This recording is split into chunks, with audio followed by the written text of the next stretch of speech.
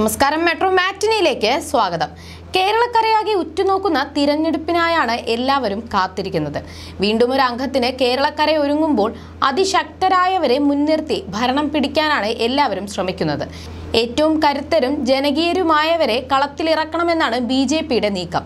എറണാകുളത്ത് UDFന്റെയും LDFന്റെയും പ്രചാരണം കൊഴുക്കുന്ന വേളയിൽ BJP ഇപ്പോഴും സ്ഥാനാർത്ഥികളെ നിർണ്ണയിക്കുന്നതിൽ ആശയക്കുഴപ്പത്തിലാണ്. എന്നാൽ ഇതുവരെയും BJP കേരളത്തിൽ 4 മണ്ഡലങ്ങളിൽ സ്ഥാനാർത്ഥികളെ പ്രഖ്യാപിച്ചിട്ടില്ല. രണ്ടാം ഘട്ട സ്ഥാനാർത്ഥി പട്ടിക ദേശീയ തലത്തിൽ പ്രഖ്യാപിച്ചിട്ടും അതിൽ എറണാകുളം ഉൾപ്പെടെ കേരളത്തിലെ ശേഷിക്കുന്ന 4 സീറ്റുകളിലെയും സ്ഥാനാർത്ഥികളില്ല. എന്നാൽ ചിലയിടങ്ങളിൽ അപ്രതീക്ഷിത സ്ഥാനാർത്ഥികളെ പ്രതീക്ഷിക്കാമെന്ന് BJP വൃത്തങ്ങൾ സൂചിപ്പിച്ചിരുന്നു. ഇതിനിടെയാണ് എറണാകുളത്ത് മേജർ രവി BJP സ്ഥാനാർത്ഥി ആയേക്കുമെന്ന റിപ്പോർട്ടുകൾ പുറത്തു വന്നിരിക്കുന്നത്. സ്ഥാനാർത്ഥിയാകുന്നതിനോട് പാർട്ടി നേതൃത്വം സമ്മതം ചോദിച്ചുവെന്നും താൻ സമ്മതം അറിയിച്ചുവെന്നും മേജർ രവി പറഞ്ഞതായി ഒരു സ്വകാര്യ ചാനലാണ് റിപ്പോർട്ട് ചെയ്തത്. ആരാണ് സ്ഥാനാർത്ഥിയാവുന്നതെന്ന് പാർട്ടിയാണ് തീരുമാനമെടുക്കുന്നതെന്നും അദ്ദേഹം പറഞ്ഞു. എന്നാൽ പാർട്ടി നേതൃത്വം ഇക്കാര്യത്തിൽ പ്രതികരിച്ചിട്ടില്ല. വിജയസാധ്യത കുറഞ്ഞ മണ്ഡലമായിട്ടാണ് BJP നേതൃത്വം എറണാകുളത്തെ കാണുന്നത്. BJPക്ക് എറണാകുളം അല്ലാതെ കൊല്ലം, ആലത്തൂർ, വയനാട് മണ്ഡലങ്ങളിലാണ് സ്ഥാനാർത്ഥികളെ പ്രഖ്യാപിക്കാനുള്ളത്. എറണാകുളത്ത് മാത്രം 4ഓളം BJP നേതാക്കൾ പാർട്ടിയുടെ സാധ്യത പട്ടികയിൽ ഉണ്ടെന്നാണ് വിവരം. അടുത്തിടെ BJPയുടെ സംസ്ഥാന വൈസ് പ്രസിഡന്റായി നിയമിതനായ ചലച്ചിത്ര സംവിധായകൻ മേജർ രവിയെ സജീവമായി പരിഗണിക്കുന്നുണ്ടെന്നും എന്നാൽ എറണാകുളത്ത് വിജയസാധ്യത കുറവായതിനാൽ അദ്ദേഹം മത്സരിക്കുമോ എന്ന് വ്യക്തമല്ല എന്നും പറയുന്നു. കഴിഞ്ഞ നിയമസഭാ തെരഞ്ഞെടുപ്പിൽ ധർമ്മടത്ത് പിണറായി വിജയനെതിരെ മത്സരിച്ച് മുതിർന്ന നേതാവ് C രഘുനാഥിനൊപ്പമാണ് മേജർ രവി പാർട്ടിയിലെത്തിയത്. രഘുനാഥിനെ BJP ദേശീയ കൗൺസിൽ അംഗമാക്കിയിരുന്നു.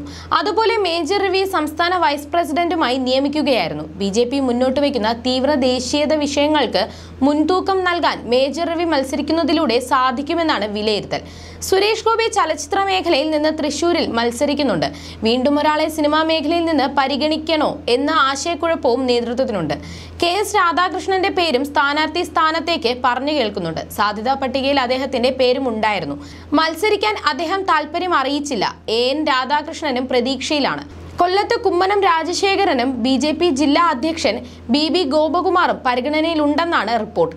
ആലത്തൂരിൽ പാലക്കാട് വിക്ടോറിയ കോളേജ് മുൻ പ്രിൻസിപ്പൽ സരസ്വതി ടീച്ചറെയും പരിഗണിക്കുന്നുണ്ട്. ഉടൻ തന്നെ BJPയുടെ 3ാം ഘട്ട സ്ഥാനാർത്ഥി പട്ടിക വരുമെന്നാണ് പ്രതീക്ഷിക്കുന്നത്. വരാനിരിക്കുന്ന ലോക്സഭാ തെരഞ്ഞെടുപ്പിൽ മത്സരിക്കാനുള്ള സ്ഥാനാർത്ഥികളുടെ 2ാമത്തെ പട്ടിക കഴിഞ്ഞ ദിവസം BJP പുറത്തുവിട്ടിരുന്നു.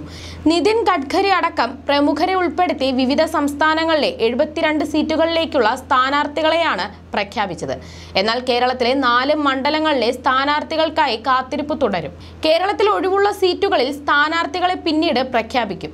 ദാദർ നഗർ ഹവേലി, ദില്ലി, ഗുജറാത്ത്, ഹരിയാന, ഹിമാചൽ പ്രദേശ്, കർണാടക, മധ്യപ്രദേശ്, മഹാരാഷ്ട്ര, തെലങ്കാന, ത്രിപുര, ഉത്തരാഖണ്ഡ് എന്നിവിടങ്ങളിലെ 72 സീറ്റുകളിലാണ് സ്ഥാനാർത്ഥികളെ പ്രഖ്യാപിച്ചത്. പട്ടികയിൽ കർണാടകയിലെ പ്രതാപ് സിൻഹയ്ക്ക് സീറ്റ് നിഷേധിച്ചു. കർണാൽ മണ്ഡലത്തിൽ മനോഹർ ലാൽ ഖട്ടർ മത്സരിക്കും. കേന്ദ്ര ധനകാര്യ സഹമന്ത്രി അനുരാഗ് താക്കൂർ ഹമീർപൂരിൽ മത്സരിക്കും. JDS നേതാവ് മുൻ പ്രധാനമന്ത്രി HD ദേവഗൌഡയുടെ മരുമകൻ CN മഞ്ജുനാഥ് ബാംഗ്ലൂർ റൂറലിൽ BJP ടിക്കറ്റിൽ മത്സരിക്കും. You're watching me on metromatney.com. on metromatney.com. metromatney.com. Subscribe for more videos. Subscribe for more videos. Subscribe here for more videos. Subscribe now. Thank you.